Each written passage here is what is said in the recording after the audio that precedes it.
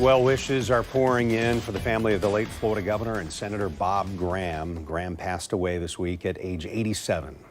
Graham was one of the most popular politicians in state history, who was mentioned many times as a potential vice presidential candidate and did run for president for a short time in 2003. News4JAX reporter Scott Johnson spoke with some of Graham's local friends and colleagues.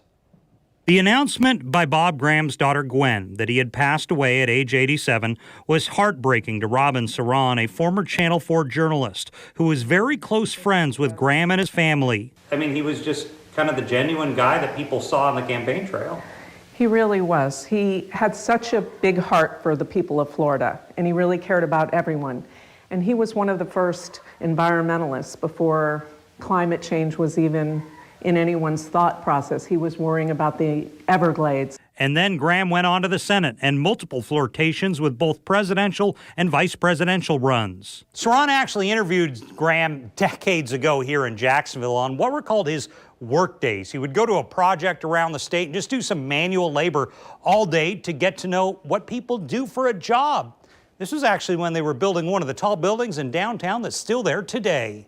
One of the work days I covered was him building the Prudential building downtown. He was involved in that. He was literally sweating with his hard hat. He was famous for working real jobs, and he would really not just show up for a photo opportunity. He spent the entire day and really did the work, but he got to know the people and what their occupations were and what their concerns were, and that was one way he could really find out what they were going through and what their typical day was like. Another Jacksonville local with very close ties to Graham was Chris Hand, who hosts our Hand on Government segment. He worked for Graham and authored books with him. I've had the great privilege for the better part of the last 3 decades to work with and be friends with Bob Graham.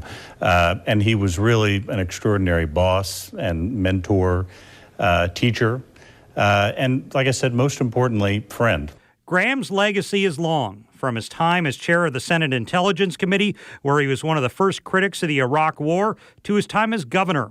Saran says he was something we don't often see anymore in politics, someone who truly worked across the aisle. Well, that's the thing about him, and it's really a lost art today, when you would sit down with somebody who you might not agree with, but you could negotiate, compromise. And now a Florida political giant is gone, leaving a state remembering a time when politics seemed a lot more civil.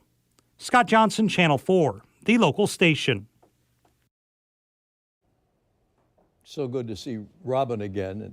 My most lasting memory of Senator Graham was an interview I had with him here in Jacksonville at a time when Hillary Clinton was preparing for a potential run for the White House. This was before Graham himself launched his own bid in 2003. We were sitting over by the school board building on a bench. I asked him if he would consider running for vice president on a Clinton-Graham ticket.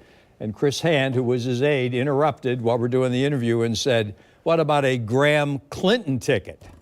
As we all know, Chris did not get his wish. No, and talking with Chris Hand today, expressed what so many people who knew Bob Graham would want everyone to know, that he was tremendous at the role of public servant, more than 5 decades that he was involved in serving his community, and as Chris put it, even better human being. Yes.